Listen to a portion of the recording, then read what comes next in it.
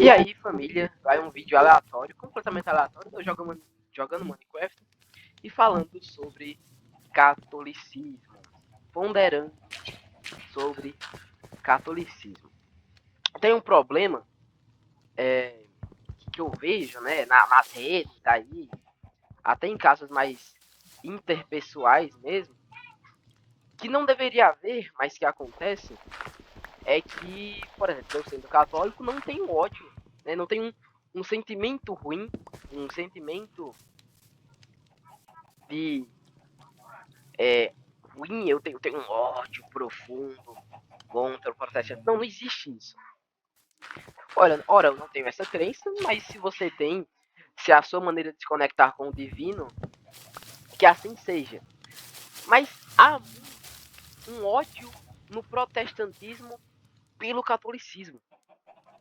Ah, mas os santos, a igreja católica, os papas, a devoção mariana, isso não deveria haver.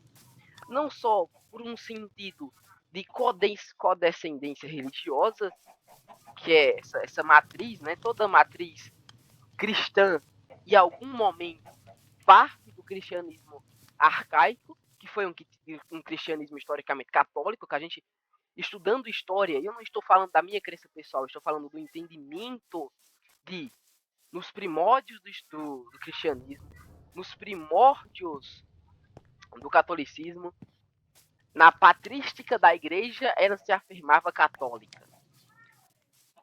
Tem uma descendência aí. Se você Pedro, eu sou calvinista. Pedro, eu sou adventista. Pedro, eu sou da igreja luterana. Pedro, eu sou adventista do sétimo dia. Pasme, meu amigo, a sua fé descende historicamente do catolicismo. Então, Lutero, querendo ou não, ainda descende. É como eu ser racista e mentir dizendo que meus avós não são negros, sendo que meus avós são negros. Não faz sentido historicamente, sabe? Eu posso negar, eu posso não gostar do fato. Dizer, olha, eu não gosto que a minha religião descenda do catolicismo, mas descende.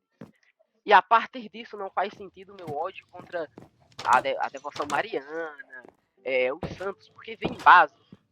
Caso não tivesse havido o catolicismo, não haveria posteriormente, se postergado a sua fé, que é a fé de, eu imagino, né, em média de matriz protestante.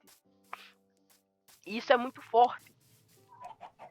E eu diria até meio triste que o protestantismo não tenha ido para um lado tão intelectual como foi o catolicismo ao longo dos séculos. Porque, querendo ou não, se você vou montar uma lista, né? Vamos dizer que vou montar uma lista para a escola com os maiores católicos de todos os tempos. Muitos desses católicos vão ser grandes filósofos.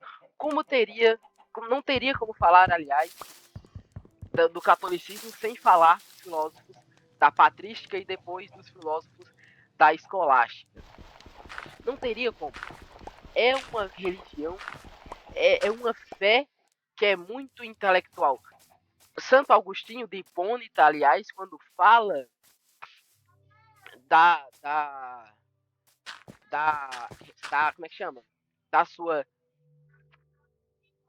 não é relação, da sua relação com o divino, ele fala, ora, o divino arce dentro do homem, e no canto mais fundo da alma do homem arce Deus. Então, ele coloca a relação com o divino sendo muito intimista. Você estuda e a partir do seu estudo, a partir do seu embasamento, querendo ou não, você conhece a Deus, você se conecta com o divino. Então, se você é alguém que tem uma relação com o divino, mas não tem uma relação de estudo, então você é mais fraco, você está mais fraco do que ponderaria se você tivesse, né, essa matriz. E pensem bem, tá? Quando eu falo isso, querem me definir. O Pedro está falando que se você estudar os textos, você vai se converter ao catolicismo. Não, não acredito nisso.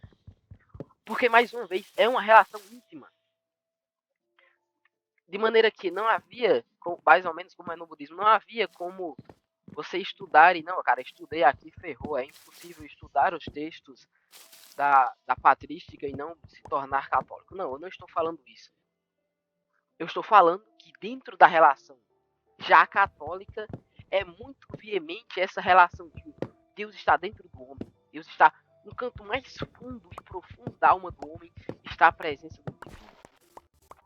E há ainda na alma do homem uma divindade muito forte. Isso são pontos, cara. São pontos muito fortes.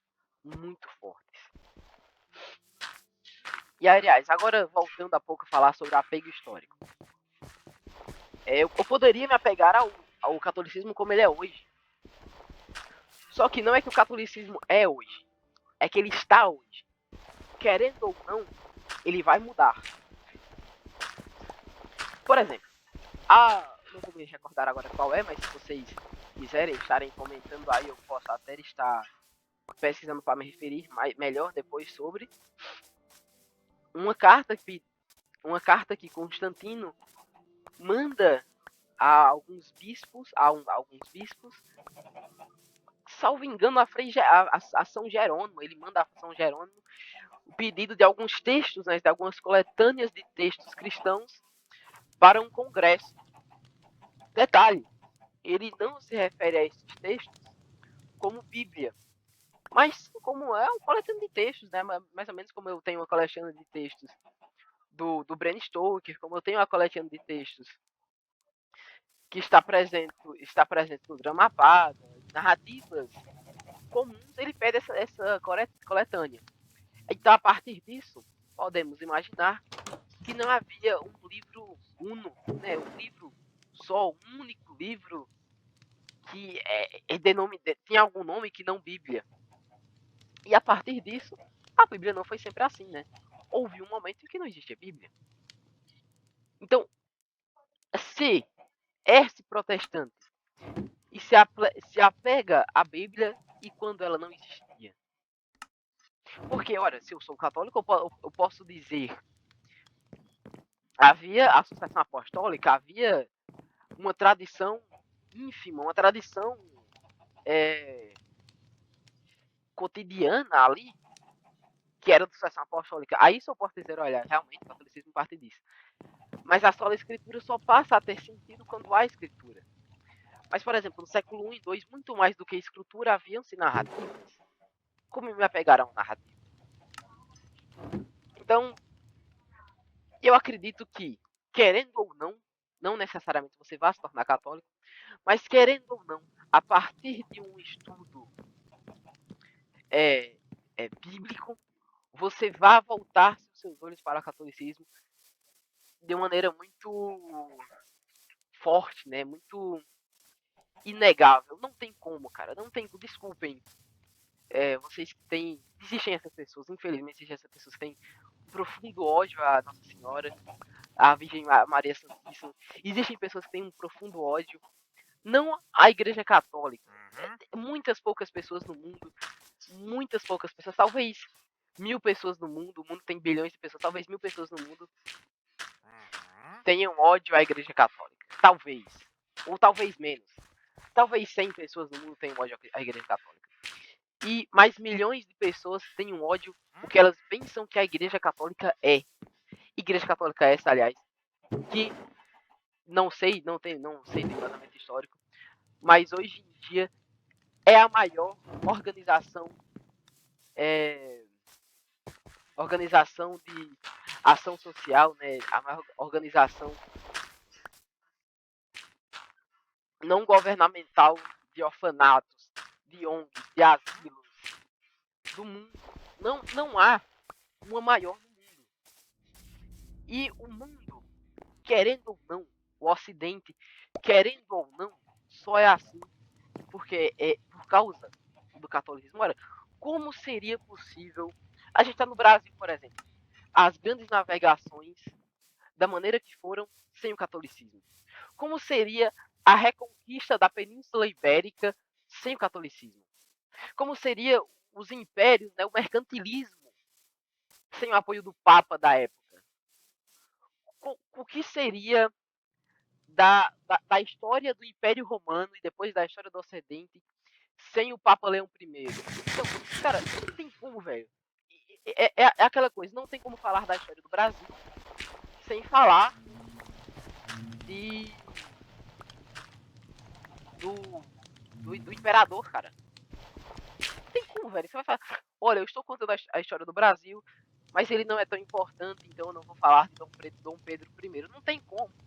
Da mesma maneira, não tem como falar de história do mundo sem falar de catolicismo. Em algum ponto você vai ter que falar. E aí, se você for, cara, eu vou ter essa experiência ainda, tá? De tirar um tempo, né? Estar em um lugar mais silencioso, tirar um tempo para estudo e tal, e me voltar ao estudo do, dos textos católicos antigos, dizer, ora, esses são os textos.